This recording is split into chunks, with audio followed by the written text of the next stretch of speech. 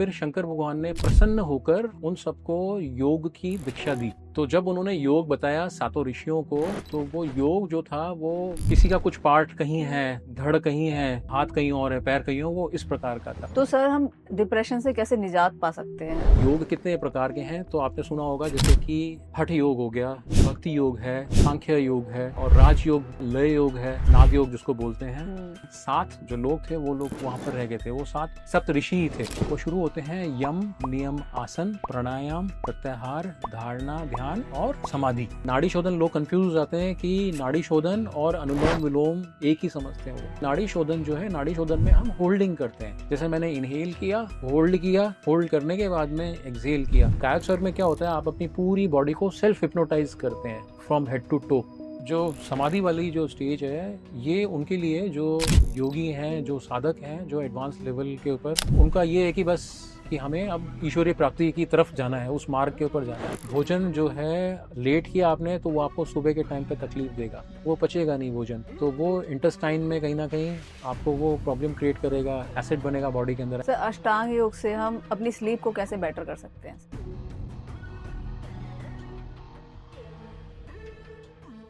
Sir आपका बहुत बहुत स्वागत है हमारे चैनल होपकास्ट में। Thank you Asha, thank you so much, and आपकी ऑडियंस को भी बहुत बहुत धन्यवाद। सर अष्टांग योग क्या है? देखिए, अष्टांग योग को जानने से पहले हमें थोड़ा सा बैकग्राउंड में जाना पड़ेगा, ठीक है। तो हम पहले ये जानें कि योग क्या है, योग की शुरुआत कहाँ से होती है। तो एज पर स्क्रिप्चर्स ऐसा बताया गया है कि जो शंकर भगवान थे, क्योंकि शंकर भगवान को ही बताया जाता है कि वो योग जो है उन्हीं को ही आता था, और उन्होंने ऐसा बताते हैं कि जब वो मेडिटेटिव स्टेट में थे तो बहुत सारी पब्लिक जो है उनको वो गैदर किया, उनको मतलब वो वहाँ साथ में उनके साथ में बैठी वो पब्लिक। तो जब उन्होंने ये सोचा कि शंकर भगवान अपनी जो मेडिटेटिव स्टेट्स है उससे जब वो जागृत अवस्था में आएंगे तो कुछ ना कुछ वो बताएंगे, पर ऐसा हुआ नहीं। वो बहुत गहरे ध्यान के अंदर थे, तो बहुत सारी जो पब्लिक थी वो वहाँ से, जो लोग थे वो वहाँ से चले गए उठ के। फिर क्या होता है उसमें, 7 जो लोग थे वो लोग वो वहाँ पर रह गए थे, वो 7 कोई और नहीं, वो 7 सप्त ऋषि ही थे, ठीक है। फिर शंकर भगवान ने प्रसन्न होकर उन सबको योग की दीक्षा दी। तो जब उन्होंने योग बताया सातों ऋषियों को, तो वो योग जो था वो आप ऐसे बोल सकते हैं, वो इस प्रकार का था कि जैसे किसी का कुछ पार्ट कहीं है, धड़ कहीं है ना, शरीर का कोई जैसे अंग है, जैसे बोलते हैं हाथ कहीं और है, पैर कहीं और, वो इस प्रकार का था। ओके, एक साथ एक उसमें नहीं था। हाँ, वो एक उसके साथ नहीं था, एक सीरीज के अंदर नहीं था, ऐसा बोल सकते हो आप। ऐसे अब हम बात करते हैं कि ये तो हो गया योग की शुरुआत। योग जैसे बोला जाता है कि योग कहाँ से शुरू होता है, किसको योग आता था। अब अगर मैं आपको बताऊं कि योग कितने प्रकार के हैं, तो आपने सुना होगा जैसे कि अष्टांग योग जिसका हम चर्चा करने जा रहे हैं, हठ योग हो गया, भक्ति योग है, सांख्य योग है ना, और राज योग जैसे आपने सुना होगा, लय योग है, नाद योग जिसको बोलते हैं। और ये मतलब पर्टिकुलर जो योग जो हमारे अगर मैं बोलूँ, ये योग जो है, ये वाली जो सीरीज़ है, ये सारी काफ़ी फेमस है योग की, ठीक है।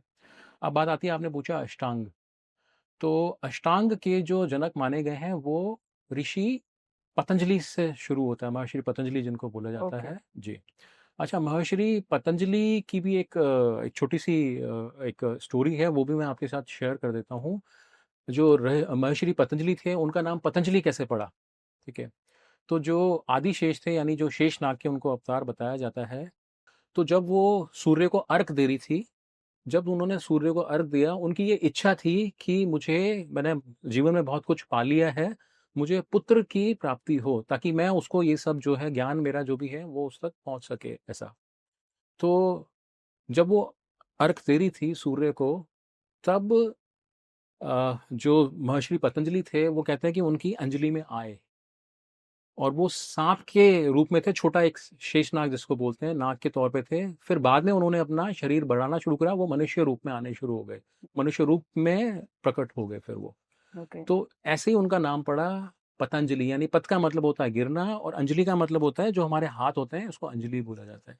तो ये उनके नाम की इस तरह से बताई जाती है कि उनका नाम इस तरह से पड़ा है। तो जैसा आपने बोला पूछा कि हम अष्टांग योग क्या है। अष्टांग का मतलब ये है, नाम के अंदर ही ये स्पेसिफाई, ये चीज़ अष्ट का मतलब होता है आठ, जिसके कि आठ भाग हों या आठ इसके अलग अलग भाग हों, ठीक है, तो उसको अष्टांग बोला गया है। तो वो आठ भाग कौन से हैं? वो शुरू होते हैं यम, नियम, आसन, प्राणायाम, प्रत्याहार, धारणा, ध्यान और समाधि। ठीक है ओके। जी।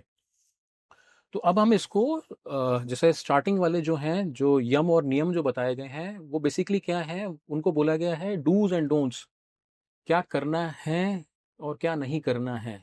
अब देखिए, जो भगवान शंकर ने जो योग बताया था, वो योग एक साधारण मनुष्य के समझ में आने वाला नहीं था। ठीक है, ओके। उसको हम इजीली समझ नहीं सकते, तो महर्षि पतंजलि ने क्या किया, उसको उसको एक सीरीज में, एक क्रम से बांध दिया उसको। ओके। तो ताकि एक जो कॉमन जो मैन है, जो हम जो लोग हैं, उसको आराम से उसको समझ सके। ठीक है, तो अब इसको इसलिए बताया गया ताकि ये जो कॉमन पीपल हैं, मनुष्य मात्र हैं, हर जो प्राणी है मनुष्य, उन तक ये योग का जो जो बेनिफिट्स हैं वो जा सकें और वो इजी लैंग्वेज में उसको समझ सकें। तो इसलिए उसको यम, नियम, आसन, प्राणायाम, प्रत्याहार, धारणा, ध्यान, समाधि इस प्रकार से सीरीज के अंदर बता दिया। पहली जो दो पार्ट हैं यम और नियम, उसमें हम छोटा छोटा सा एक चर्चा कर लेते हैं उसके ऊपर भी।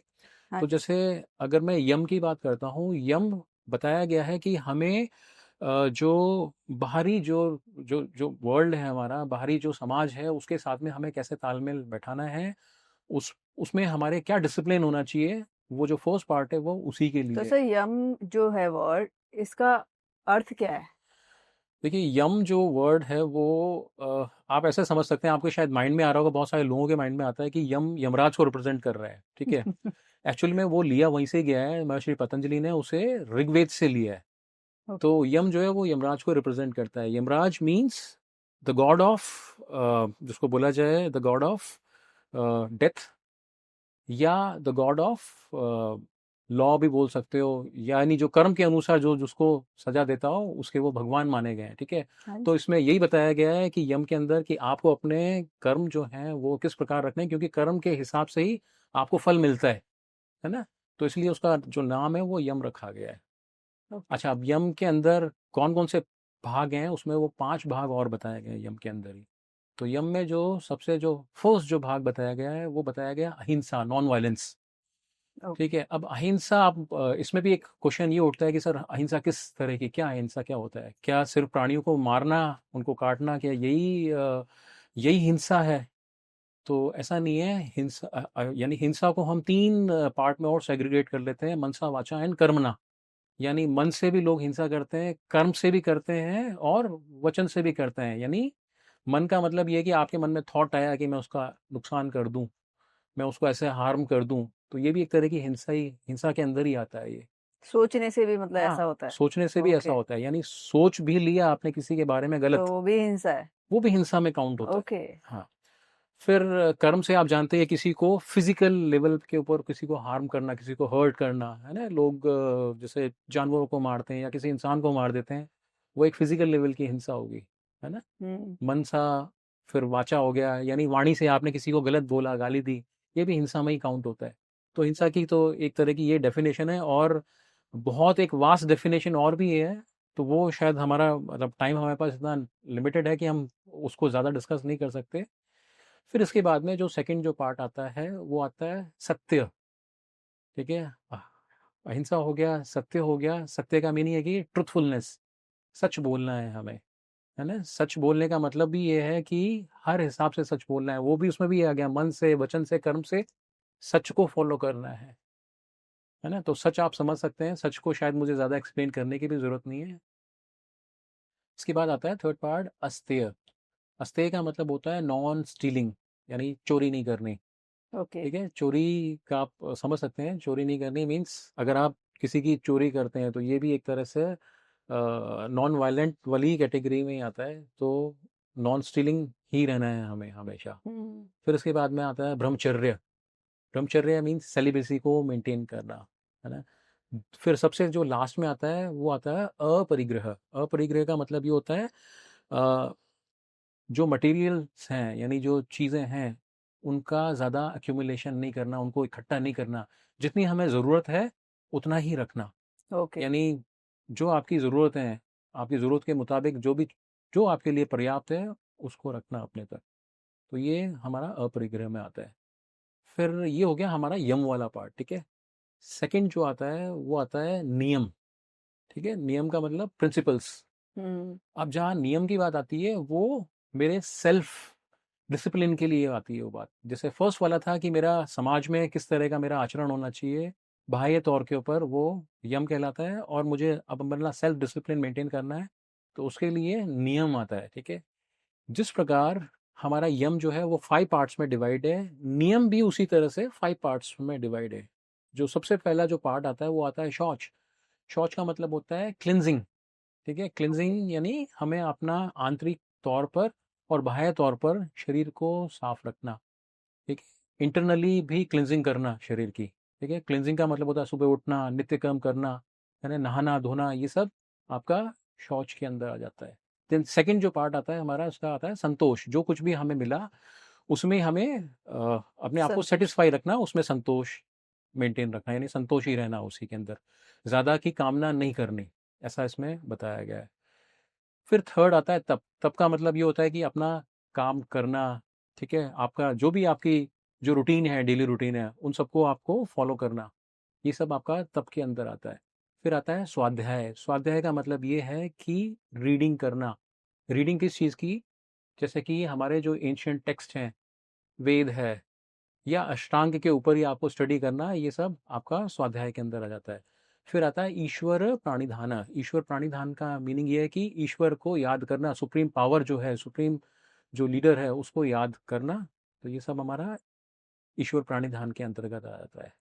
आपने कुछ बोला था ना अभी, जो हमें अपने वो करने होते हैं हमारे जो पढ़ाई वाले में था, क्या था वो? स्वाध्याय के अंदर आता है। स्वाध्याय कि हमें अपने वो पढ़ने चाहिए जो हमारे, जैसे गीता हो हाँ, गई। स्वाध्याय का मीनिंग एक्चुअल में ये है कि अध्ययन करना, स्टडी अद- करना। वो किसी भी तरह की स्टडी हो सकती है, फिर जो किसी भी आपके तरह की स्टडी हो ये सकती है। जो आपने बोला कि हमें अपने ये जो हमारे ग्रंथ होते हैं या हाँ, पुराने हमारे हाँ, जो हाँ, रिलीजियस। यानी स्वाध्याय को और मैं अगर आपको थोड़ा सा और स्पेसिफाई करूं, इसका मीनिंग है कि to gather the knowledge, knowledge को लेना है ना, नॉलेज को ग्रास्प करना थ्रू बुक्स, थ्रू आपके जो टेक्स्ट हैं उन सब से लेना, उसको स्वाध्याय बोला जाता है। ओके। जी। तो थर्ड जो पार्ट आता है हमारा वो आता है आसना, ठीक है। अच्छा, आसना के लिए भी ये बोला गया है, एक छोटा सा सूत्र है, अ, स्थिरम सुखम आसनम। यानी इसका मतलब क्या है? इसका मीनिंग ये है, जिस पोजीशन में आप स्थिरता पूर्वक आराम से और लंबे समय तक बैठ सकें उसको ही आसन बताया गया है। अच्छा। जी। तो जब पतंजलि की बात होती है तो महर्षि पतंजलि ने ऐसे आसनों के ऊपर बहुत वास्ट नॉलेज उन्होंने नहीं दी है, इतना ज़्यादा कुछ लिखा हुआ नहीं है आसनों के ऊपर। ओके। तो आसनों को अगर आपको पर्टिकुलर स्टडीज करना है तो आप फिर, जैसे कुछ टेक्स्ट हैं, घिरण संहिता, हम्म। शिव संहिता, ओके। और हठ योग प्रदीपिका, ये जो बुक्स हैं जो सिर्फ आसनों के ऊपर ही स्पेसिफाई करती हैं नॉलेज को, ओके। तो आप उनको स्टडी कर सकते हैं। तो ये हो गया आसन वाला पार्ट, तो ठीक है। सर स्टडी करके मतलब आ जाते हैं आसन, वो उसके लिए तो स्पेसिफिक एक आपको उसकी जरूरत होती है ना, एक गुरु की जरूरत होती है। देखिए, हाँ, ये बिल्कुल आपने बहुत अच्छा क्वेश्चन किया कि आसना, आजकल लोग बोलते हैं कि हम यूट्यूब के ऊपर देख लेते हैं, हम्म। या हमने किसी को करते हुए देख लिया, ठीक है, तो हम आसना की प्रैक्टिस कर सकते हैं। ठीक है, वो कर सकते हैं, पर एक गुरु के सानिध्य में आसन की प्रैक्टिस करना, एक टीचर के अंडर में रहकर वो सब सारी प्रैक्टिस करना, वो एक कहते हैं कि जो गुरु है वो आपको पर्टिकुलर बताएगा कि हमें कहाँ पर श्वास लेना है, कहाँ छोड़ना है, यानी होल्डिंग जिसको बोलते हैं, ब्रेथ होल्डिंग, हम्म। कितना शरीर को मोड़ना है ना, कितनी फ्लेक्सिबिलिटी चाहिए किस जगह पे, या अगर मैं बात करूँ और प्रिसाइज वे में कि किस अलाइनमेंट के साथ में हमें आसनास करने चाहिए, तो वो सारा गुरु के साथ ही हो सकता है वो सब क्योंकि चीज़। लोग जो आसनास करते हैं उनका बहुत बारी बहुत गलत पोस्चर होता है। ये बहुत कॉमन मिस्टेक्स होती हैं लोगों की। मतलब इसीलिए जिज्ञासा हुई कि मतलब ये पूछना कि ऑब्वियसली किसी के सामने ही करना चाहिए जो जो उसके बारे में बहुत अच्छे से जानता हो, वो एक गुरु ही हो सकता है, योग गुरु। और सर जैसे अभी आपने बताया, इतना इतना मतलब कुछ बताया योग के बारे में, लोगों की बहुत मिसकंसेप्शन है कि योग मतलब सिर्फ आसन है, मतलब या वो मतलब स्ट्रेचिंग करना, जो बोलते हैं। अभी आपने जो मुझे बताया है वो शायद जी छोटा सा रूप ही बताया है योग का, तो ये भी इतना वास्ट है, इसको भी अगर आप खोल खोल के बताओगे तो बहुत सारी चीजें हैं इसके अंदर। और लोगों की जो मिसकंसेप्शन है ये है कि आसन करना ही शायद योग है। नहीं ऐसा नहीं है। देखिए आशा, योग ऐसा बोलते हैं, योग जो है, योगा इज एन आइसबर्ग। ठीक है, आइसबर्ग यानी जो समुद्र में तैरता हुआ एक बर्फ का पूरा एक आइलैंड है, ठीक है, हम्म। जिसमें कहते हैं कि जो जो टिप जो दिख रही है उसकी 30% वो आसनाज है, ठीक है। हम्म। और जो सबमर्ज है वाटर के अंदर 70%, वो बोला जाता है प्रॉपर, वो दूसरा पार्ट है योग का जो दिख नहीं रहा है। जो दिखता नहीं है। ठीक है, जो 30% दिखता है वो सिर्फ आपको आसनाज ही नजर आते हैं। ओके। तो आप उसको ऐसे इस तरह से आप कंपेयर कर सकते हैं उस चीज़ को। योग सिर्फ आसनाज और सिर्फ मतलब इसी से ही, इसका मतलब ये नहीं कि किसी को बहुत अच्छे आसनाज आते हैं या बहुत अच्छी वो स्ट्रेचिंग कर लेता है कि वो योगी हो गया, ऐसा नहीं है। हम्म। योग का जो मेन जो मोटिव है वो आपके शरीर की, मन की और आत्मा की शुद्धि से बताया गया उसको। ठीक है, तो ऐसा भी बोला गया है, एक टेक्स्ट है जिसको बोलते हैं कि योगश चित्तवृत्ति निरोधः, by attaining yoga one can remove the fluctuations of mind. अब वो आप पूछेंगे फ्लक्चुएशंस ऑफ माइंड क्या है। फ्लक्चुएशन ऑफ माइंड का मतलब ये है कि हम जैसे बैठे हुए हैं, ठीक है, आप नोटिस कर रहे हैं, आप मुझे देख रहे हैं, और कुछ पार्शियल विजन ऐसा जो आपको साइड्स में भी नजर आ रहा है। हम्म। तो अब कहने का मतलब है आप अभी कंसंट्रेटेड वे में शायद नहीं होंगे इतना। तो योग वो कंसंट्रेशन देता है। तो जिसको बोला गया है, चित्त की वृत्तियां बताई गई हैं, चित्त की वृत्तियां इसके अलावा और भी बहुत सारी हैं कि मुझे कभी मैं दुख में चला जाता हूँ, कभी मैं बहुत खुश हो जाता हूँ, कभी मैं एक डिप्रेसिव स्टेट में होता हूँ, कभी मैं बहुत ही हाई स्टेट के अंदर पहुंच जाता हूँ, है ना। तो ये सब चित्त की वृत्तियां बताई गई हैं।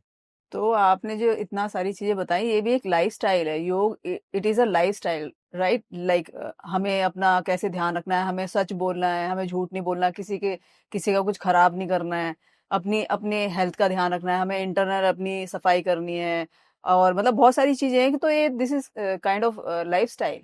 हाँ बिल्कुल, आप इसको लाइफस्टाइल बोल सकते हैं। अगर अब देखिए, एक पार्ट और भी आ जाता है। अगर मैं आपसे बोलूं कि आपकी नीड क्या है, आजकल नीड बेस्ड भी योग है, ठीक है।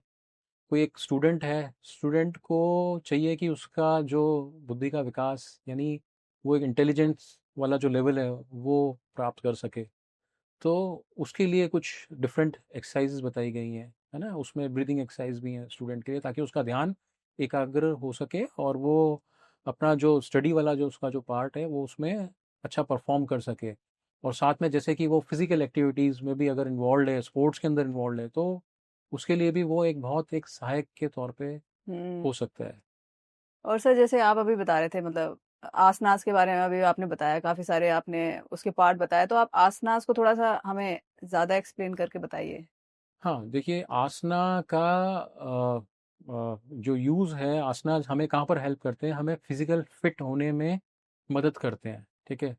अब जैसे फॉर एग्जांपल आपको नेक्स्ट लेवल के लिए तैयार होना है, फॉर एग्जांपल जैसे आसना के जो अगला जो पार्ट आता है वो आता है प्राणायाम। ठीक है, प्राणायाम में भी बैठने के लिए आपको प्रोलॉन्ग सिटिंग के लिए आपकी बॉडी अलाउ करनी चाहिए। हम्म। तो बहुत सारे लोग हैं जब वो जिसको बोलते हैं ज़मीन पे बैठ के पालकती मार के नहीं बैठ सकते, नहीं क्यों? बैठा जाता सर, बहुत क्योंकि दिक्कत होती हाँ, है। उनके एक। स्टिफनेस होती है, उनके जो थाई मसल्स हैं, क्वाड मसल्स हैं, वो सब बहुत ज़्यादा स्टिफ रहते हैं, है ना। जो पेल्विक रीजन है वो बहुत ज़्यादा स्टिफ रहता है, तो वो प्रॉपर उस पॉस्चर में नहीं बैठ पाते हैं। तो वो प्रोलॉन्ग सिटिंग में बैठ सकें, आगे की जो प्रोसेस हैं आगे के उसको फॉलो कर सकें, तो उसके लिए ये आसना की प्रैक्टिस कराई जाती है। बहुत सारे लोगों की स्टिफनेस होती है, उनकी बैक जो है वो सीधी नहीं बैठ सकते हैं। नहीं नहीं, सही बात बोल रहे हो सर आप। जैसे फ्लेक्सिबिलिटी खत्म हो जाती है एक एज के बाद लोगों की, लोग झुकते हैं तो उनका बैक इंजरी हो जाती है, शोल्डर इंजरी हो जाती है, नी में प्रॉब्लम्स शुरू हो हम्म। जाती हैं।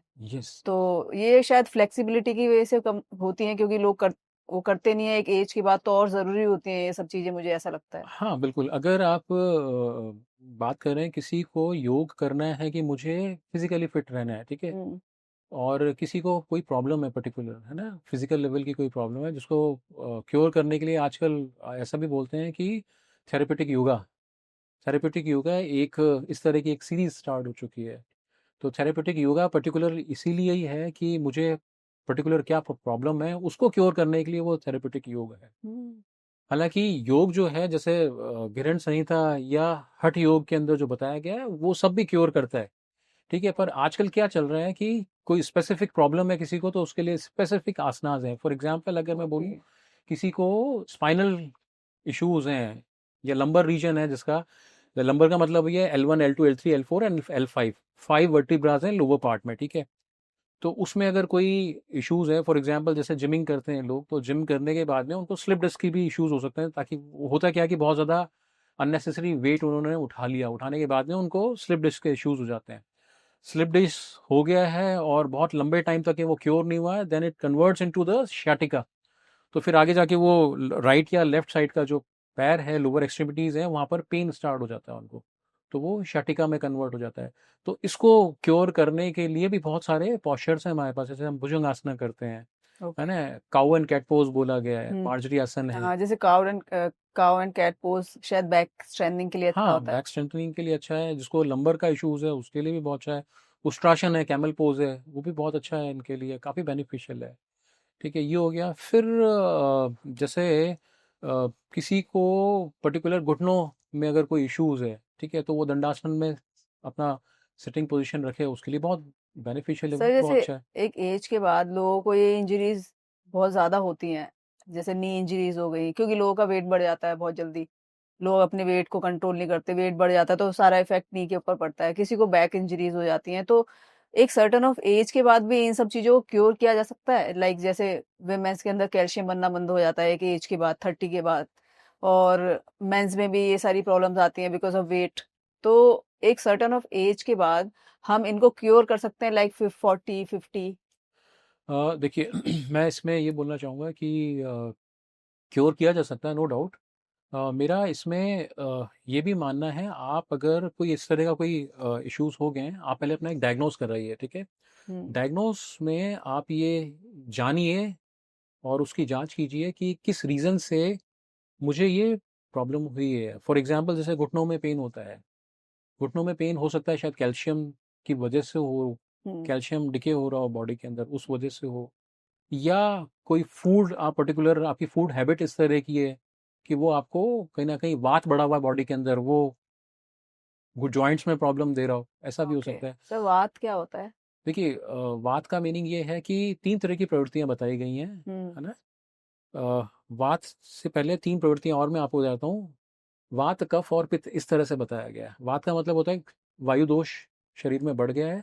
जब वायु जो होती है वो जब बॉडी में मूव करती है, तो जैसे कोई जॉइंट्स में किसी को इश्यूज है तो जॉइंट्स में जाती है वो, और जॉइंट्स में जाके ये प्रॉब्लम क्रिएट करती है, तो उसको वायु दोष बताया गया है। ओके। और कफ जिसको बताते हैं, कफ का मीनिंग ये है कि जिसको बहुत ज़्यादा फ्लेम बनता है ना, जिसको बहुत ज़्यादा कफ की प्रॉब्लम है, तो वो हम्म। कफ प्रवृत्ति के अंदर आता है। ओके। हाँ।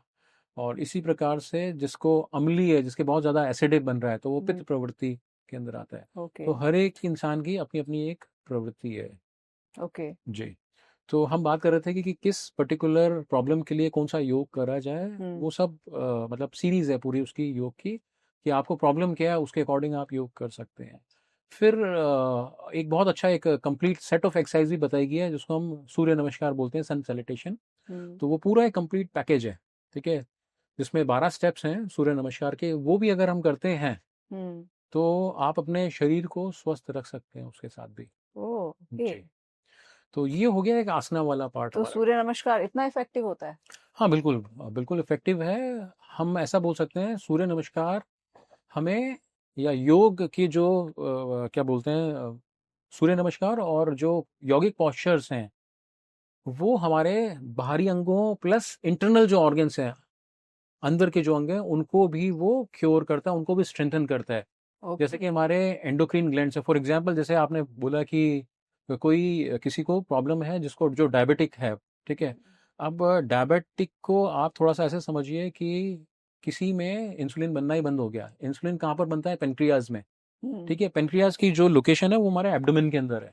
हम्म। तो अब होता क्या है कि जब इंसुलिन बनना बंद हो जाएगा, तो भोजन जो है वो, आप जो भी भोजन ले रहे हैं, इंसुलिन जो लेवल है बहुत, कहने का मतलब है जब लो है बॉडी में तो शुगर आपका बढ़ जाएगा, ठीक है, आप हाइपर स्टेट में पहुंच के।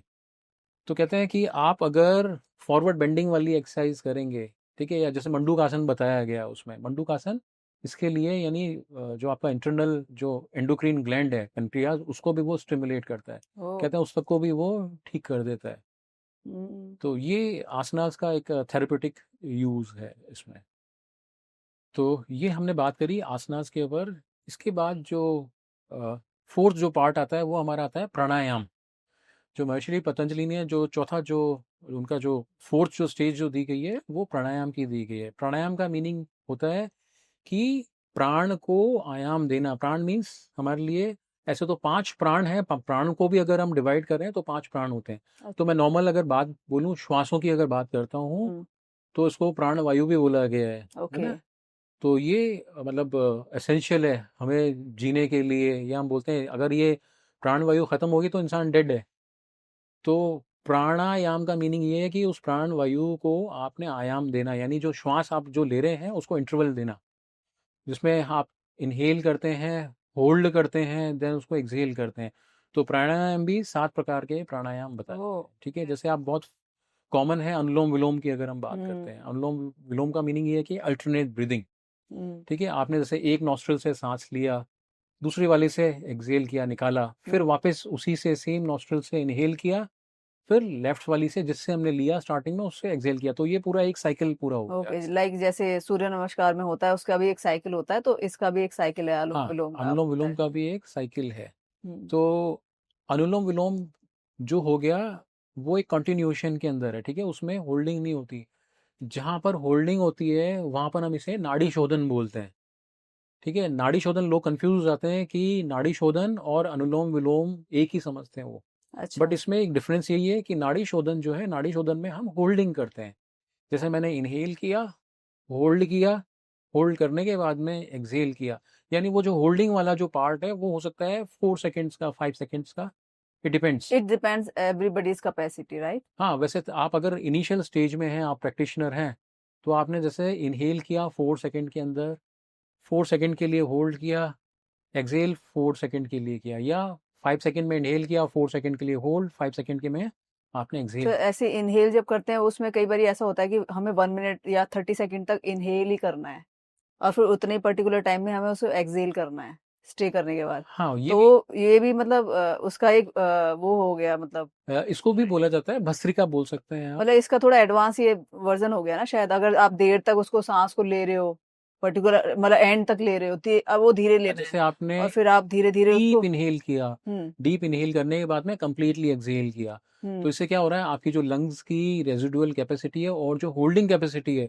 वो बढ़ वो रही है। बढ़नी शुरू हो जाएगी। ओके। अब लंग्स जो हैं हमारे, जो फेफड़े हैं, उनकी भी जो कैपेसिटी है उसको हम एक्सपेंड करके, कॉन्ट्रैक्ट करके उसको बढ़ा रहे हैं। हम्म। और साथ में क्या हो रहा है, लंग्स का जो कॉन्ट्रैक्शन और एक्सपेंशन है वो हम्म। कब होता है, यहाँ पर एक मसल होती है उसको डायफ्राम मसल बोला जाता है, हम्म। ठीक है। जो थोरेसिक रीजन है हमारा, यहाँ पर डायफ्राम होता है। डायफ्राम जैसे ही जब नीचे जाएगा, हम्म। नीचे जाने के बाद में जो लंग्स हैं आपके, वो एक्सपेंशन होते हैं, यानी लेयर उन्होंने ले लिया।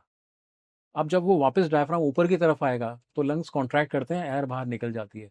तो ये मैकेनिज्म ऑफ एक्शन यही है इसका। तो आप ओके। इसको ऐसे, तो बायोमैकेनिक्स भी आजकल बहुत चला है कि भाई कैसे कैसे क्या क्या चीज़ कैसे काम कर रही है पर्टिकुलर।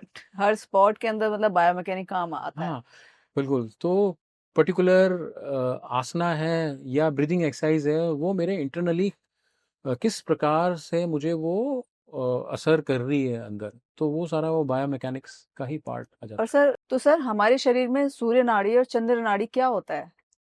है।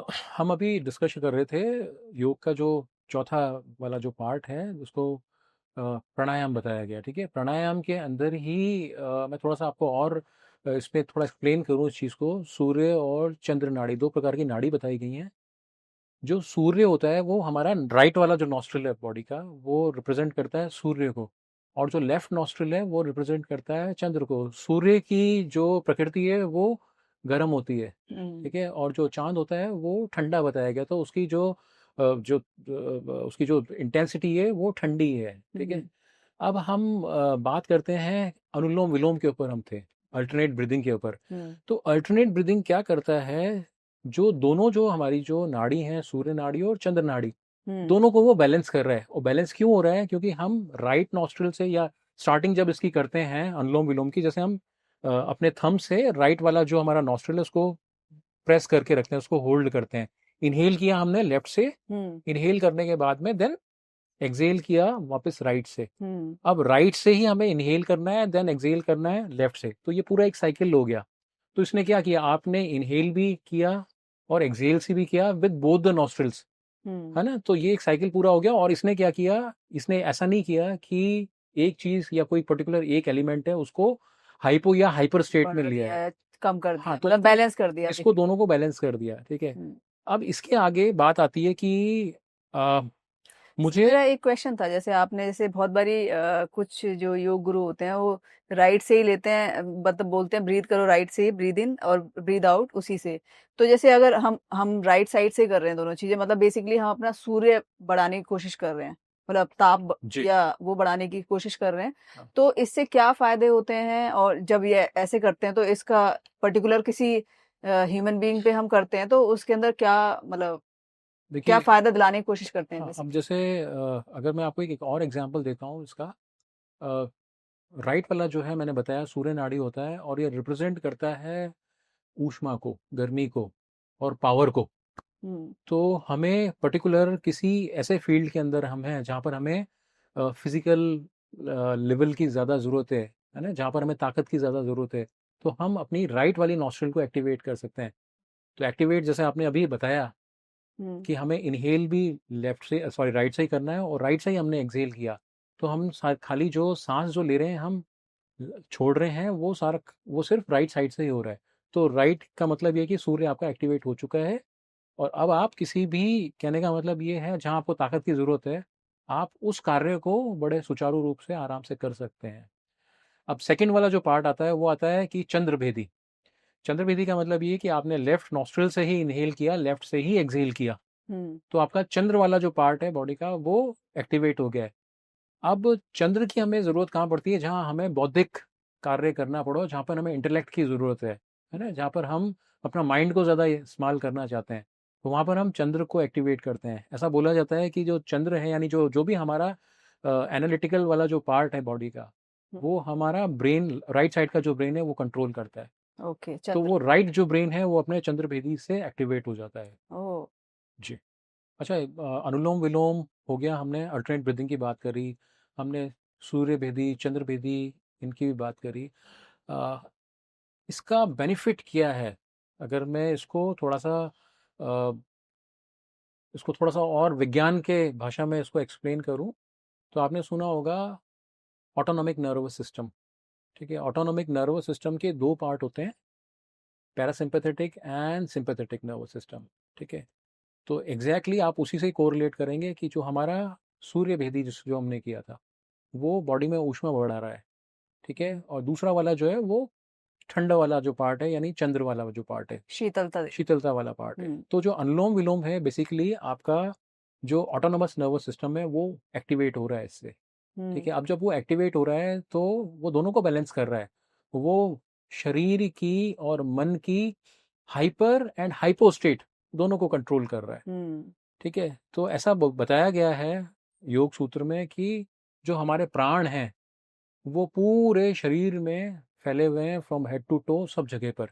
हम्म। ठीक है, तो उसी को कंट्रोल करने के लिए, या हमें इंटेंसिटी को, वो जो इंटेंसिटी जो मैंने आपको बताई कि सूर्य और चंद्र जो हमारे प्राण जो सब जगह पर फैला हुआ है, उसको कंट्रोल करने के लिए भी ब्रेथ है। ये हो गया आपका एक, मैंने फिजिकल लेवल पे आपको ये सब चीज़ें बताई हैं। ठीक है, इसका ये यूज़ है, यहाँ पर हमें इसका ये उपयोग करना है। अब बात आती है कि इसका और क्या बेनिफिट है आगे लेवल की, जो हमें जो तैयारी करनी है, जो नेक्स्ट लेवल पे भी जाना है, जो पतंजलि के जो 8 सूत्र हैं उसमें फिफ्थ सूत्र के ऊपर भी हमें जाना है। तो पांचवें वाले लेवल के लिए भी यहीं से तैयारी स्टार्ट होगी। वो तैयारी कैसे स्टार्ट होगी, ऐसा बोला गया है कि हमारा जो थॉट है वो ब्रेथ के साथ में कनेक्टेड रहता है। आपका जैसा ब्रेथ ब्रीदिंग पैटर्न होगा, आपका थॉट भी वैसे ही होगा, है ना। लाइक जैसे आपने अभी ये वाला एग्जांपल दिया सर, जैसे कोई परेशान होता है तो उसको ब्रीद, मतलब वो बहुत तेज तेज सांस, जल्दी जल्दी सांस ले रहा होता है, और कोई काम होता है तो वो बिल्कुल रिलैक्स, उसकी उसकी जो हाँ, ब्रीदिंग पैटर्न होता है बहुत स्लो होता है। तो ये वाली चीजें हाँ, होती इसी हैं, तरह से नोटिस की है। कोई अगर डिप्रेसिव स्टेट में है तो हम्म। उसका सांस जो है वो उखड़ उखड़ कर आना, या एक इंटरवल के साथ आना, हम्म। ऐसा होता है। या बहुत ज़्यादा खुश होता है तो उसका ब्रीदिंग पैटर्न डिफरेंट होता है, डरा हुआ होता है तो उसका ब्रीदिंग पैटर्न डिफरेंट होता है। हम्म। तो ये सारी जो है योग की, मतलब योग में जो बोला गया है, ये सारी आपकी मन की प्रवृत्तियां हैं अलग अलग। इन प्रवृत्तियों को दूर करने के लिए, खत्म करने के लिए ही योग है। योग का ये वाला जो पार्ट है, प्राणायाम, ये उसी के लिए हमें प्रिपेयर करता है कि हम अपने थॉट को कंट्रोल कर सकें। ब्रीदिंग पे कंट्रोल हो जाएगा तो थॉट के ऊपर भी हमारा कंट्रोल हो जाएगा। तो ये प्रैक्टिस जो है ये इसी के लिए है। तो सर अष्टांग का नेक्स्ट पार्ट क्या है? अष्टांग का नेक्स्ट पार्ट है प्रत्याहार। प्रत्याहार का मीनिंग ये है कि जो हमारी सेंसेस हैं, इंद्रियां हैं, ठीक है, वो आप ऐसे समझिए कि बहुत ज़्यादा डिस्ट्रैक्टेड है ना। हम डिस्ट्रैक्ट कब होते हैं? जैसे हमारी आंखें हैं वो देखने का काम करती हैं, कान जो है वो जिनसे हम सुनते हैं, टच करते हैं, फील करते हैं, है ना। ये सारी जो सेंसेस हैं हमें इनपुट देती हैं, सिग्नल्स भेजती हैं, ठीक है। प्रत्याहार में क्या करना है, जो भी इंद्रियां हमारी सेंसेस बाहर की तरफ जो रखी हैं उसको अंतर्मुखी करना है, यानी उसको अंदर की तरफ एकाग्र करना है। ये वाला जो, ये पार्ट जो है ये हमारा प्रत्याहार के अंदर आ जाता है। तो सर वो कैसे कर सकते हैं? वो जो इंद्रियां हैं वो, उसको अगर अंतर्मुखी करना है उसके लिए ही हमने जो पहले वाला जो पार्ट किया था वो प्राणायाम था। जब आप प्राणायाम करते हैं तो आपका जो थॉट है, वो थॉट प्रोसेस कहीं ना कहीं इस लेवल पे आना शुरू हो जाता है कि आप एक एकाग्र, एक चित्त होना शुरू हो जाते हैं। तो ये जो पार्ट था हमारा, फोर्थ वाला पार्ट की अगर मैं बात करूं, तो वो सारी जितनी भी इंद्रियां हैं उसको बाह्य, जो भी विषय वगैरह हैं, बाह्य विषय जिसको बोला गया, उसको अंदरूनी लेवल के ऊपर या अंदरूनी हमारा जो मन है उस पे एकाग्र करना। तो सर जैसे आपने बताया कि मतलब जो सेंसेस होती हैं हम बहुत डिस्ट्रैक्ट होते हैं, तो आपने बताया कि इसको हमें अंतर्मुखी करना है, तो वो कैसे कर सकते हैं? वो अंतर्मुखी, जो हमारी जो सेंसेस हैं, जो हमारी इंद्रियां हैं, वो अंतर्मुखी तब होंगी जब हमने पहले जो पार्ट्स डिस्कस कर लिए, आसना की हेल्प से, हम्म। है ना, अनुलोम विलोम जो है उसकी हेल्प से, यानी प्राणायाम की मदद से। हम्म। और उससे पहले जो हमने डिस्कस किया था, जो यम और नियम थे, है हम्म। ना, उसमें डूज एंड डोंट्स थे कि हमें क्या करना है क्या नहीं करना है, वो प्रिंसिपल्स थे। हम्म। जब ये सब आप सीरीज के साथ में जब आप फॉलो करते हुए आओगे तो आपकी खुद की जो मेंटल स्टेट है, आपकी जो इंद्रियां हैं, उनको वही चीज चाहिए होगी जिनके ऊपर आपको जितनी ज़रूरत है। वो ज़्यादा डिस्ट्रैक्टेड नहीं होंगी, बाहर की तरफ नहीं जाएंगी। फिर जब वो डोरमेंट स्टेट में आ जाएंगी, या आप ऐसा बोल सकते हो, मैंने डोरमेंट शब्द भी अगर मैं इसको बोलूं, कि वो अंतर्मुखी होना शुरू हो जाती हैं धीरे धीरे करके, वो उनको डिस्ट्रैक्शन बाहर का फिर वो पसंद नहीं आएगा, तो वो ओके। अंदर अंतर्मुखी होनी शुरू। तो जो आपने हमें जो पार्ट्स बताए, अगर हम उन पे काम करने लग जाएं तो हम उसको अपने लाइफ स्टाइल में लाके उसको इम्प्लीमेंट करें, तो आप बोल रहे हो कि वो धीरे धीरे अपने आप अंतर्मुखी होने हाँ, लग आपका जाएंगे। लाइफस्टाइल तो सुधरेगा ही सुधरेगा। हम्म। इसके अलावा आप नेक्स्ट लेवल के लिए भी तैयार होंगे। जैसे कि अगर मैं बताऊं कि हमें मेडिटेटिव स्टेट में भी जाना है, हम्म। फिर आजकल जैसे मैनिफेस्टेशंस की बात की जाती है, वहां पर वो हेल्प करेगा हमें। ओ। अष्टांग के अंदर हमने प्रत्याहार तक डिस्कस कर लिया है, हम्म। ठीक है। जो ये 5 स्टेप्स हैं पहले वाले, ये सब प्रैक्टिस है हमारी बाह्य तौर के ऊपर हमें प्रिपेयर करने के लिए। इसके बाद जो नेक्स्ट जर्नी आती है आगे के जो 3 पार्ट, 3 जो पार्ट हैं हमारे, 3 जो भाग हैं, वो हमें अंतर्मुखी करने के लिए या मेडिटेटिव स्टेट में जाने के लिए वो आगे के 3 पार्ट हैं। तो वो जो पार्ट हैं, धारणा, ध्यान और समाधि। तो जैसे अब धारणा की हम बात करते हैं, धारणा का मीनिंग ये होता है किसी चीज़ को धारण करना, कोई एक थॉट, है ना। धारणा भी 2 तरह की होती हैं, एक अंतर्मुखी धारणा या बाह्यमुखी धारणा। अगर मैं बाह्यमुखी की बात करूं तो आपने किसी एक ऑब्जेक्ट के ऊपर अपना ध्यान केंद्रित किया। जब आपने वो ध्यान केंद्रित किया बाह्य किसी के ऊपर, बाह्य का मतलब ये है कोई ईश्वरी की कोई मूर्ति हो सकती है, या कोई ऑब्जेक्ट हो सकता है, एक पर्टिकुलर कोई पॉइंट हो सकता है, तो इसको बाह्य धारणा बोला गया है। तो इस पे जब आपने अपना ध्यान केंद्रित किया, वो ध्यान कंटिन्यूअस हुआ, कंटिन्यूटी में चला, तो वो धारणा कहलाएगा।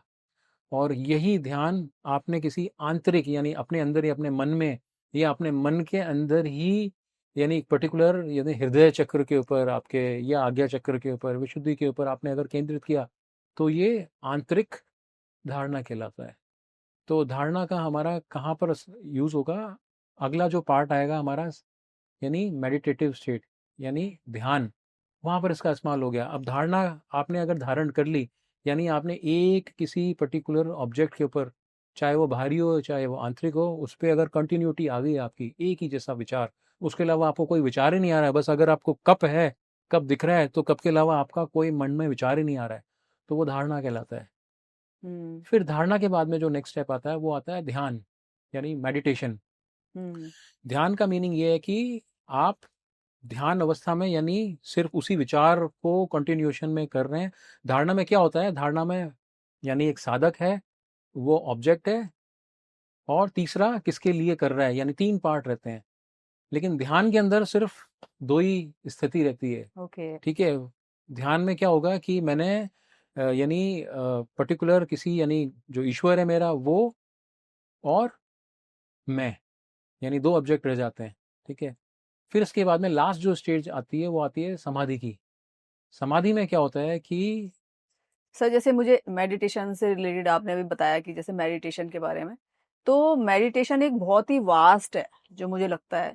और मेडिटेशन से आप बहुत सारी चीज़ों को मतलब ठीक कर सकते हो। जो मेंटल स्टेट होती है ना आपकी, अगर आप अपनी इस चीज़ को मतलब काम करना, या फिर अगर आप उग्र हो तो उसको शांत करना, ऐसे सीख जाते हो तो आप बहुत सारी चीज़ों को इम्पैक्टफुली हैंडल कर सकते हो। कोई भी सिचुएशन आती है अगर आपकी लाइफ में।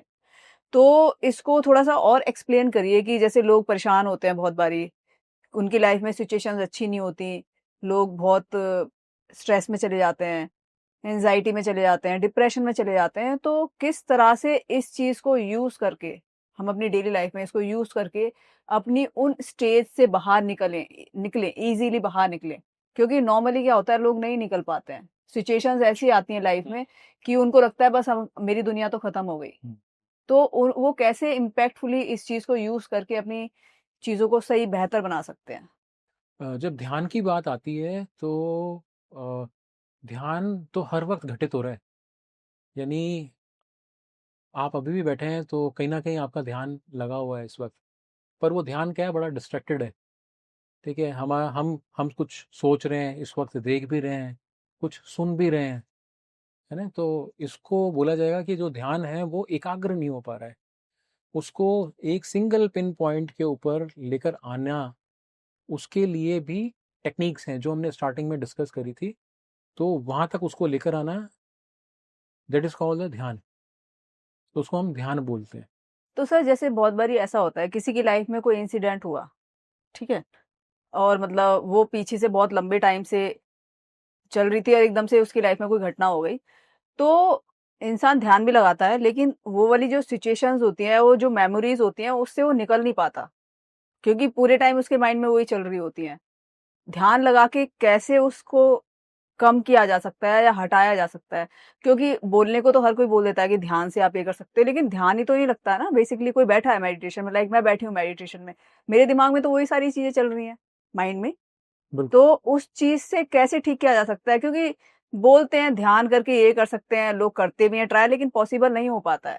मैंने खुद अपने ऊपर मैं एक्सपेरिमेंट करके देखा है कि नहीं होती चीज़ें। जितना बोलने में ईज़ी लगता है ना, उतना एक्चुअल में ईज़ी होता नहीं है।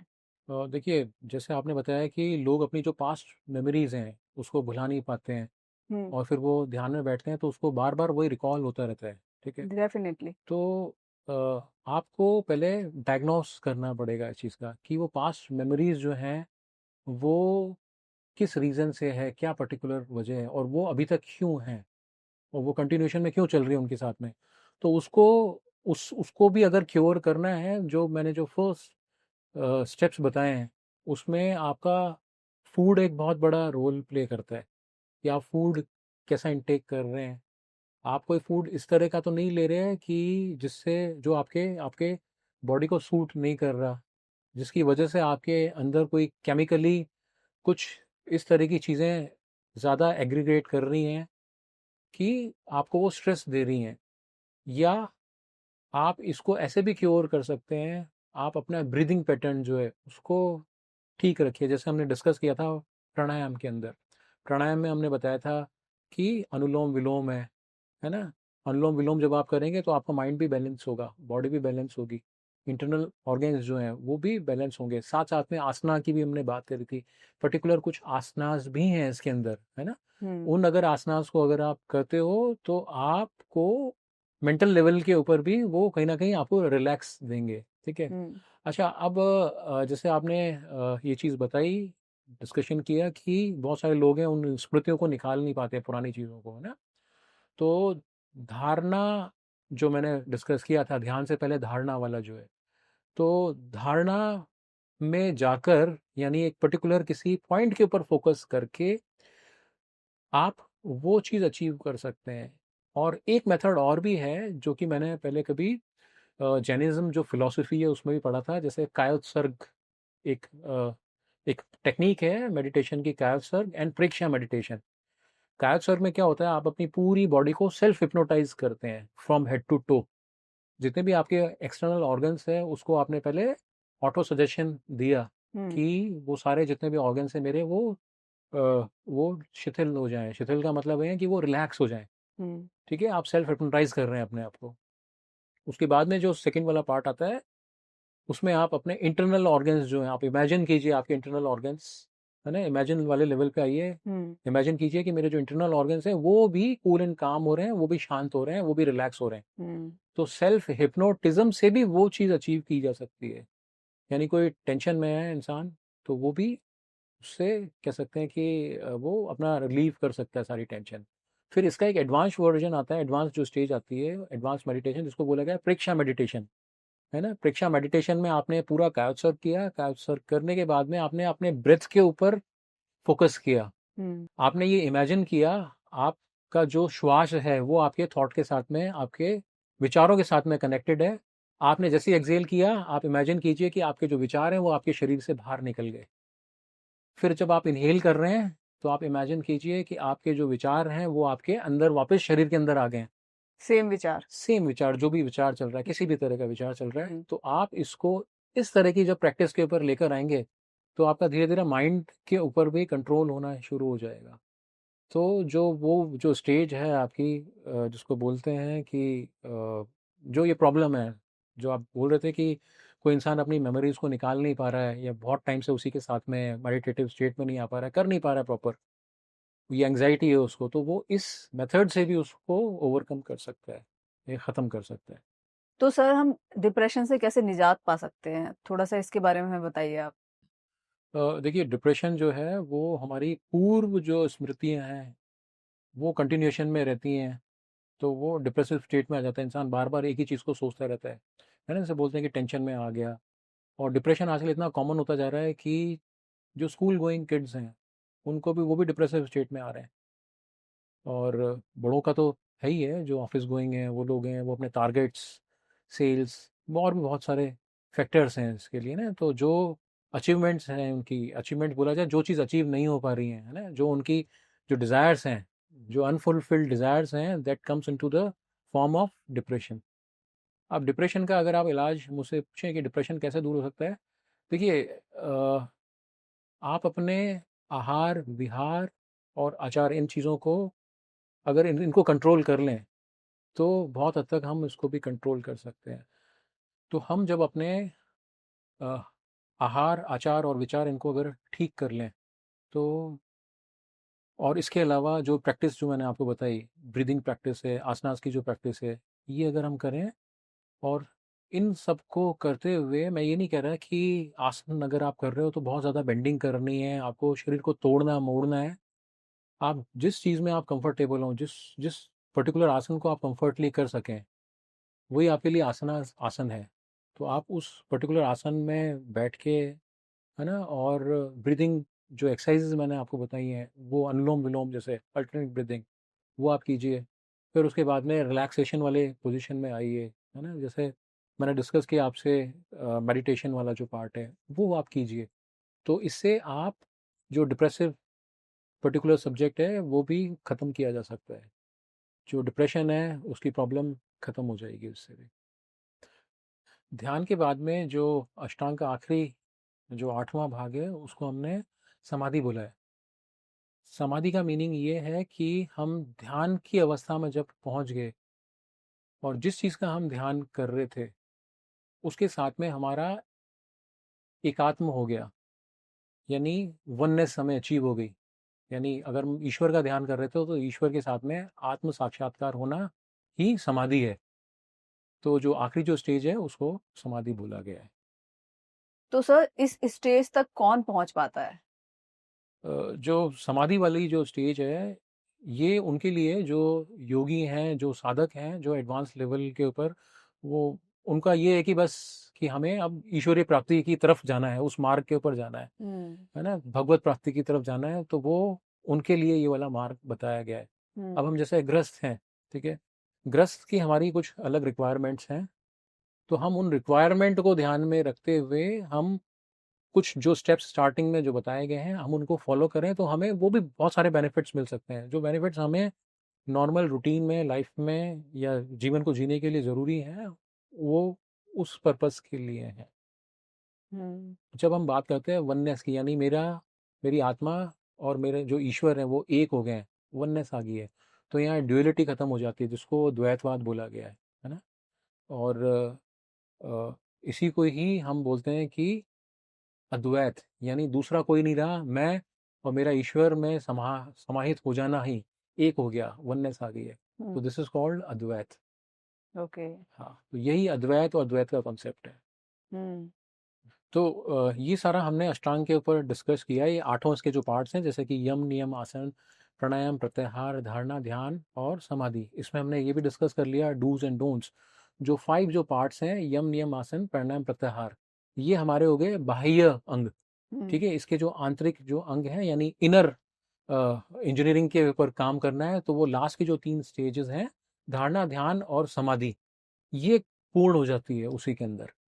सर जैसे कि हम सब जानते हैं कि लोगों के पास आज के दौर में टाइम नहीं होता, तो और अष्टांग बहुत वास्ट है, तो हम इसको कैसे मतलब छोटा करके कोई भी नॉर्मल इंसान अपनी डेली लाइफ में ला सकता है? वैसे तो देखिए, जो महर्षि पतंजलि ने जो इतना बड़ा कार्य किया है इसके ऊपर, अष्टांग योग के ऊपर, ये ऑलरेडी जो बहुत ज़्यादा स्कैटर्ड था, जो बहुत ज़्यादा फैला हुआ था योग, उसको ऑलरेडी समराइज करके बहुत इजी लैंग्वेज में बता दिया। हम्म। इसको अगर आप कहते हैं कि मुझे डेली लाइफ में इसको लेकर आना है, इसको इम्प्लीमेंट मैं कैसे करूं, तो आप इम्प्लीमेंटेशन पार्ट इसका इस तरीके से आप छोटे छोटे चेंजेस अपने में कीजिए। जैसे कि मैं हमेशा बोलता हूँ कि आप अपने फूड हैबिट्स, है ना, उनको आप चेंज कीजिए। फूड हैबिट्स का मतलब है कि जंक फूड वगैरह बच्चे हम्म। खाते हैं, आजकल सबको पता है फूड के बारे में, ज़्यादा मैं क्या बोलूँ, सब जानते हैं फूड के बारे में। जंक फूड नहीं खाना है ना, और ज़्यादा तामसिक भोजन वो नहीं करना है ना। और इसके अलावा अपना जो रूटीन है, डेली रूटीन, कि मुझे कितने बजे उठना है ना, अपना नित्य कर्म हो गया, नित्य कर्म जो स्टार्टिंग में हमने पहले ही बोल दिया था, शौच सेकंड वाले पार्ट में जो था, तो वो करना है। क्लिनजिंग जो आपकी टेक्निक्स हैं वो सब करें, टाइम पे नहाना धोना, इंटरनल क्लिनजिंग, ये सब आ जाता है उसके अंदर, है ना। और फिर जितनी ज़रूरत है उतना ही आप एक्यूमुलेट कीजिए, बाकी ज़्यादा मत रखिए। जिसमें आप संतोष अपना रह सके, संतोषी जीवन, उतना आप उस चीज़ को अपनाइए। फिर इसके अलावा आप जैसे अपना स्टडीज़ वगैरह का जो पार्ट है आपका, कुछ अच्छा साहित्य हो गया, या कोई ऐसी टेक्स्ट बुक है जो आपको बहुत पसंद है, वो आप रीड कीजिए, बजाय कि आप आपको लग रहा है कि मुझे मोबाइल में ज़्यादा बार बार देखना पड़ रहा है या मोबाइल में ज़्यादा इस्तेमाल करती हूँ, तो उस हैबिट को छुड़ाने का एक ये भी एक तरीका है। क्योंकि मोबाइल आप देखोगे तो आप कहते हैं कि ब्लू रेज जो है वो आपको कहीं ना कहीं हार्म करेंगे आपकी आइज़ को ही। तो बेटर है कि या तो आप बुक्स वगैरह रीड करो उस वक्त, है ना। अपने खाने का जो टाइमिंग्स हैं, जैसे हम सुबह के टाइम पे हम अपना अकॉर्डिंग टू योर नीड, है ना, तो हम अपना जो सुबह का ब्रेकफास्ट है वो टाइम पे लें। ऐसा बोला गया है कि जो हमने पहले जो खाना खाया है, यानी डिनर लिया है एक रात पहले का, और जो आपका जो सुबह का जो ब्रेकफास्ट है उसके बीच में 16 घंटे का गैप होना चाहिए। हम्म। ठीक है, तो आप कोशिश कीजिए कि 8 बजे के बाद ही अपना ब्रेकफास्ट लें। ब्रेकफास्ट हेल्दी हो, आप तला भुना ये सब नहीं खाएं, है ना। और कोशिश कीजिए कि अ, जो आहार है वो आपका ऐसा हो कि जो आपको पूरे दिन एनर्जेटिक रहे, है ना, जैसे फलाहार बोला गया है ना। तो उसके लिए लाइट खाना खाना चाहिए। हाँ, हल्का खाने का मतलब ये है कि लोगों की भी अलग-अलग डेफ़िनेशन है हल्के खाने को।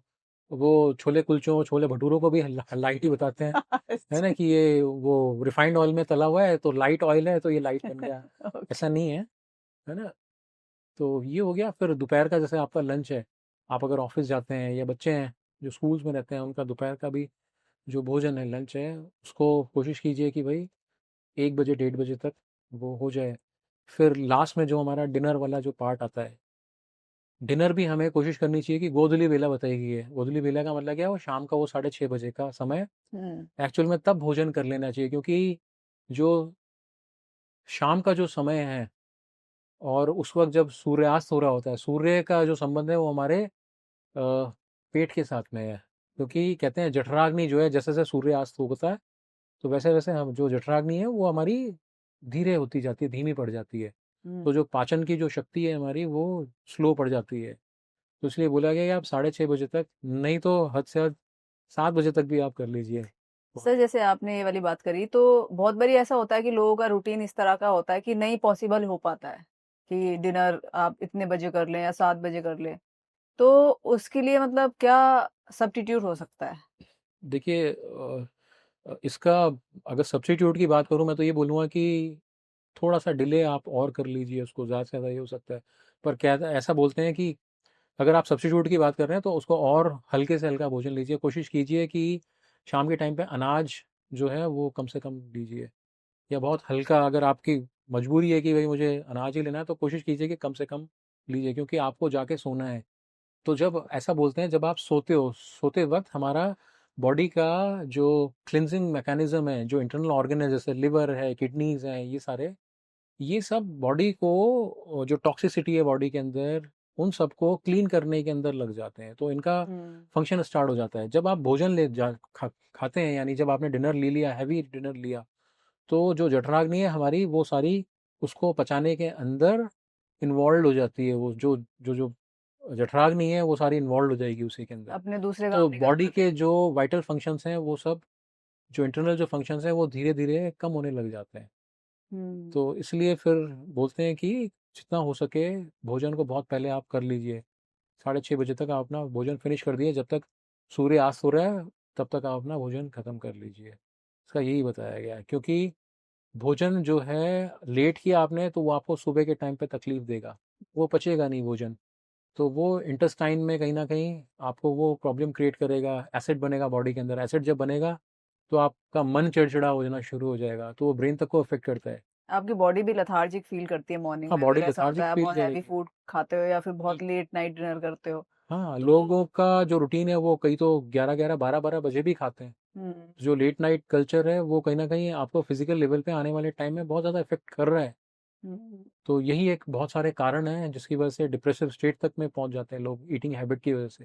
हुँ। तो बजाय अगर मैं ये बोलूं कि हम सीधा इतना सब कुछ उल्टा सीधा खाने के बाद में, गलत लाइफस्टाइल फॉलो करने के बाद में, लोग सीधा बात करते हैं कि हम ध्यान वाले स्टेज में कैसे पहुंचे। ध्यान में ऐसे नहीं पहुंचा जा सकता। हुँ। पहले आपको अपना जो लाइफस्टाइल है, रूटीन है, उसको सेट करना पड़ेगा, है ना, अकॉर्डिंग टू द प्रकृति। जो नेचर है उसके हिसाब से आप सेट करो, बिकॉज जो कुछ नेचर में है वैसा ही वही आपका शरीर में है। जब आपका नेचर, आपका जो जो जो नेचर है, बॉडी का जो नेचर है, वो प्रकृति के साथ में हार्मोनाइज हो जाएगा, देन आपको बहुत सारी चीज़ें अचीव हो जाएंगी। सर अष्टांग योग से हम अपनी स्लीप को कैसे बेटर कर सकते हैं सर? देखिए स्लीप जो है, अगर स्लीप की बात करें तो स्लीप को 3 पार्ट्स में से डिवाइड किया जाता है, ठीक है। जैसे हम इनिशियल स्टेज में जब हम सोते हैं, ठीक है, सुसुप्त अवस्था जैसे बोला जाता है उसको।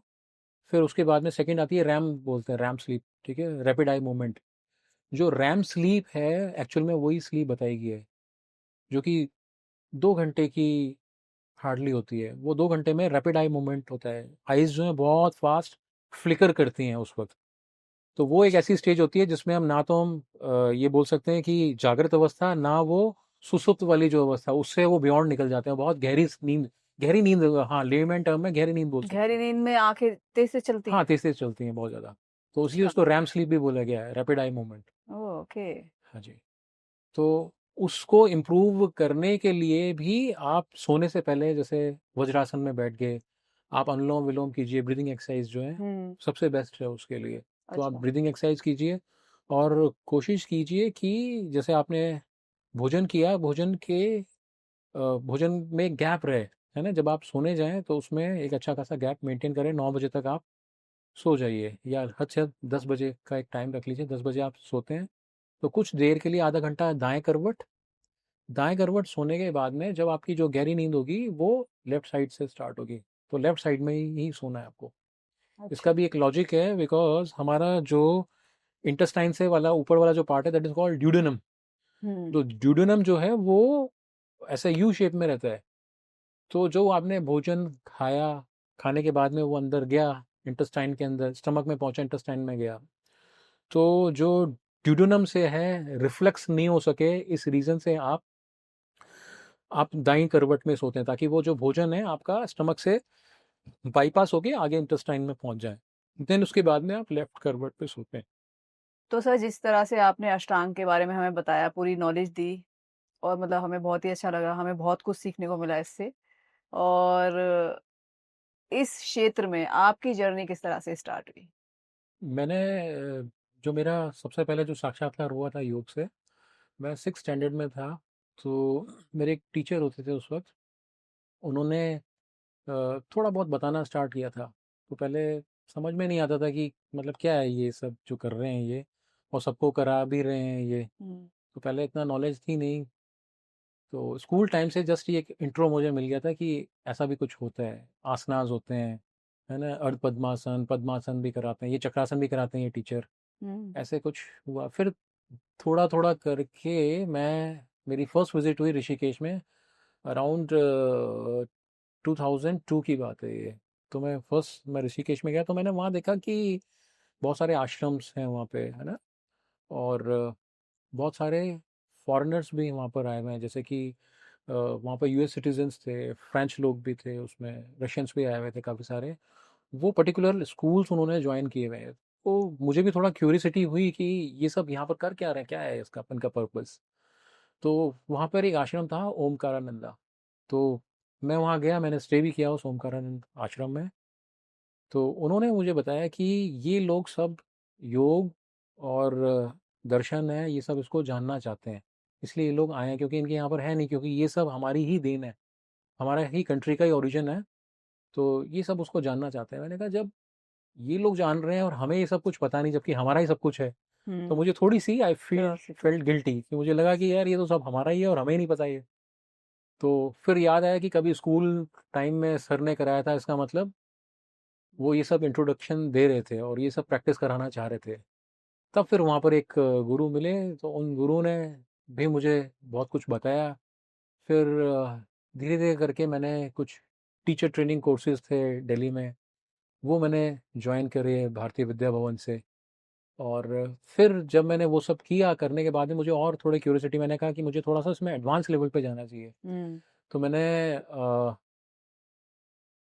इसको ज्वाइन करने के लिए मैंने एक यूनिवर्सिटी को ज्वाइन किया राजस्थान के अंदर, लाडनू में, हुँ, जैन विश्व भारती करके। तो वहाँ से मैंने एमएससी इन योगा किया। तो ये मेरी जर्नी इसी तरह से स्टार्ट होगी। फिर बाद में वहाँ से मैंने ये डिग्री कोर्स किया। डिग्री कोर्स करने के बाद में मैं इम्प्लीमेंटेशन वाले पार्ट में आया, लोगों को सिखाना भी शुरू किया। थोड़ा सा हिच थी कि हुँ, टीचर जो टीचिंग जो करानी है लोगों को, वो किस तरह से कराई जाए। तो वो इस तरह से मैंने ये चीज़ें स्टार्ट करी। पहले एक को सिखाया, उससे पहले मैंने घर में ही सिखाया लोगों को, अपने फैमिली में।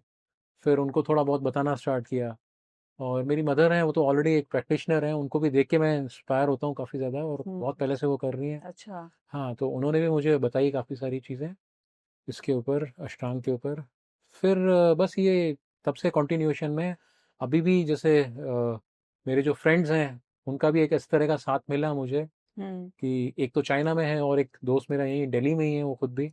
तो वो लोग भी प्रैक्टिशनर्स हैं, वो लोग भी कुछ ना कुछ बताते रहते हैं, हम हुँ, तीनों कुछ ना कुछ शेयर करते हैं आपस में। हुँ, और जब भी मौका मिलता है तो हम अभी भी ऋषिकेश जाके, जो वहाँ ऐसे बहुत से गुरु हैं, हुँ, कोई एक पर्टिकुलर गुरु नहीं है हमारे, हुँ, तो वो भी अलाइनमेंट्स के ऊपर बताते हैं। हुँ, जैसे कि अगर आपको अलाइनमेंट्स के ऊपर ही काम करना है तो बीके सैंगर बहुत अच्छे गुरु हुए हैं हमारे, हुँ, जो उन्होंने बहुत मतलब इस चीज़ के ऊपर बताया कि योग आसनास को हम इजी वे में कैसे कर सकते हैं। तो उन्होंने प्रोप्स का यूज़ किया उसमें, जैसे कि चेयर है, ब्रिक्स है, बेल्ट्स होती हैं, हुँ, है ना, और डिफरेंट टाइप की रोप्स हैं। तो वो सब उन्होंने उसको थोड़ा इजी वे में बना दिया है। ओके। तो उनके भी कुछ डिसाइपल्स हैं जो जिनसे हम सीखते हैं, हुँ, और ब्रीदिंग टेक्निक्स हैं उसके ऊपर भी बहुत हैं बताने वाले, तो उनसे भी कुछ ना कुछ छोटे छोटे हम लोग सीखते रहते हैं। तो ये जर्नी मेरी इसी तरह से, और ये कंटिन्यूएशन में अभी भी चली रही है। तो मैं अगर बोलूँ, मैं खुद भी एक मैं ये नहीं बोलूँगा कि मैं बहुत बड़ा एक टीचर हूँ, बहुत हाईली क्वालिफाइड हूँ, ऐसा कुछ भी नहीं है। मैं भी आप लोगों की तरह से ही प्रैक्टिशनर हूँ, और आज भी प्रैक्टिस ही कर रहा हूँ। गलतियाँ भी कर रहा हूँ, गलतियों से सीखता भी हूँ। तो ये जर्नी इसी तरह से कंटिन्यूएशन में चल रही है, फ्लो है, ये चल रहा है। Very nice sir. तो सर जैसे योग का फ़ील्ड है, बहुत ही वास्ट है, तो कोई अगर योग गुरु बनना चाहता है, तो किस तरह से मतलब उसको स्टार्ट कर सकता है, अपनी जर्नी को? अ, देखिए पहले, अगर आपको योग गुरु बनना है, yoga guru in the sense अगर टीचर भी बनना है, तो किसी स्कूल को आप ज्वाइन कीजिए। स्कूल इन द सेंस जैसे बहुत सारे स्कूल्स हैं, ऐसे मैं नेम नहीं लूँगा, आप खुद देख सकते हैं उसको। तो एक बेसिक्स के ऊपर पहले काम कीजिए आप, है ना, हुँ, सीखिए। फिर उनके एक पर्टिकुलर कुछ कोर्सेज होते हैं, जैसे टीटीसी बोला जाता है, टीचर ट्रेनिंग कोर्सेज। हुँ, आप वहाँ रहकर उनको सीखिए, गुरु के सानिध्य में रहिए, और वो जो बारीकियाँ हैं, है ना, वो सब आप सीखना स्टार्ट कीजिए। तो कोई आप पर्टिकुलर स्कूल ज्वाइन करेंगे तो ज़्यादा अच्छा है, बजाय कि आप किसी सोशल मीडिया पे या यूट्यूब के किसी चैनल के ऊपर आप देखें उसको, और उसको देख के आप कर रहे हैं, क्योंकि उसमें आप गलती कर बैठेंगे, हुँ, है ना। कितना शरीर को मोड़ना है, कितना कितना स्ट्रेच करना है, कहाँ पर होल्डिंग करनी है ब्रेथ की, कहाँ एक्सेल करना है। तो वो सब आप किसी गुरु के सानिध्य में ही सीख सकते हैं। तो मेरा आपको ये रिकमेंडेशन है, किसी एक अच्छे स्कूल को आप ज्वाइन कीजिए और वहाँ से सीखिए। और सर जैसा कि आपने बताया कि मतलब सोशल मीडिया और ये बहुत सारे ऐसे इन्फ्लुएंसर हैं जो योग के बारे में बहुत गलत जानकारी देते हैं लोगों को, मतलब पब्लिक को, ऑडियंस को। तो इसके बारे में क्या बोलना चाहेंगे कि योग जो एक बहुत ही पवित्र शब्द बोलते हैं जिसको, योग को, उन्होंने मतलब उसको बहुत ही मतलब बिल्कुल ऑपोजिट कर दिया है। मतलब फूहड़ता परोस रहे हैं वो बेसिकली। तो इसके बारे में आपकी क्या राय है? देखिए हम लोग पहले, हमारे हम सुनते थे, और हम अपने बुजुर्गों से कि अ, दूध है उसमें हल्दी मिलाइए, ठीक है, हल्दी वाला दूध। जब वही हल्दी वाला दूध फॉरेन रिटर्न हो जाता है तो वो टर्मरिक लाटे बन जाता है, ठीक टर्मरिक है। लाटे? हाँ, तो सेम इसी तरह से योग के साथ में भी यही हुआ है। जब योग फॉरेन कंट्रीज में चला गया तो वो योग ना रहकर योगा बन गया, हुँ, ठीक है। योगा आज की डेट में सिर्फ एक शो ऑफ का तरीका हो गया है, कितना हम शरीर को मोड़ लें, तोड़ लें, जिमनास्ट बन जाएं, इतना ही रह गया है योग। इसके अलावा आगे की जो जर्नी है उससे कुछ लेना देना नहीं है। हुँ, फूड के ऊपर कोई वो नहीं है किसी तरह का कि कुछ इसके ऊपर भी काम किया जा सकता है, इस पे भी बोला जा सकता है, या अ, सात्विक आहार, तामसिक आहार, राजसिक आहार, इसके ऊपर भी कुछ बोला जा सकता है, प्रैक्टिस की जा सकती है। ऐसा कुछ नहीं है, योग सिर्फ एक एक्सरसाइज मात्र का रह गया है, या आपको सिर्फ बाहरी दिखावा जिसको बोलते हैं वो रह गया है। तो मैं तो ये बोलूँगा कि एक जिमनास्ट में और एक उस योगा टीचर में कोई ज़्यादा अंतर है नहीं, क्योंकि उससे ज़्यादा अच्छा तो जिमनास्ट ही कर लेता है। हुँ, तो जो योग है वो इन एक्सरसाइजेस, इस आसनों के बियॉन्ड है ये चीज़, है ना। इसका मेंटल और फिजिकल लेवल के साथ साथ आत्मा तक का सफ़र है। तो वो एक ये लॉन्ग जर्नी है ये। हुँ। Thank you so much sir, आप हमारे चैनल पे आए। हमें बहुत कुछ सीखने को मिला और हमारी ऑडियंस को भी बहुत कुछ सीखने को मिला होगा। Thank you so much sir. धन्यवाद आशा, आपका बहुत बहुत। और आप ये जो नॉलेज है आप अपने जो भी ऑडियंस है उनको स्प्रेड कर रहे हैं, उसके लिए आपका बहुत बहुत धन्यवाद। सोशल मीडिया पे आप इसे डाल रहे हैं कंटेंट को, बहुत बहुत धन्यवाद आपका। Thank you.